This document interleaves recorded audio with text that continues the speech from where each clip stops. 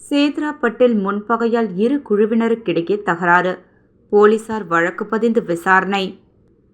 விழுப்புரம் மாவட்டம் வானூர் வட்டம் திருச்சிற்றம்பலம் கிராமம் மாரியம்மன் கோவில் வீதியைச் சேர்ந்தவர் திலகராஜ்.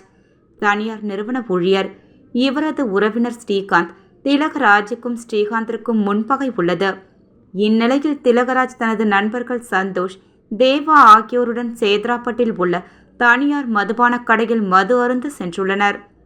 மதுக்கடையில் பீர் பாட்டில்களை வாங்கிக் கொண்டு வாசலில் நின்று கொண்டிருந்தனர்.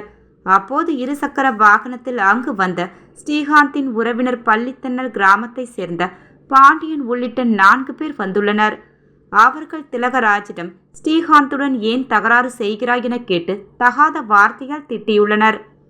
இதில் பாண்டியன் கீழே கிடந்த கருங்கலை எடுத்து திலகராஜின் நெற்றியில் ஓங்கி அடித்து கொலை மிரட்டல் விடுத்துள்ளார். இதனை தடுக்க வந்த சந்தோஷ் மற்றும் தேவாவையும் 4 பேரும் சேர்ந்து தாக்கியதாக கூறப்படுகிறது. இதுகுறித்து திலகராஜ் அளித்த புகாரின் அடிப்படையில் சேத்ராப்பட்டு போலீசார் வழக்கு பதிவு செய்து 4 பேரையும் தேடி வருகின்றனர்.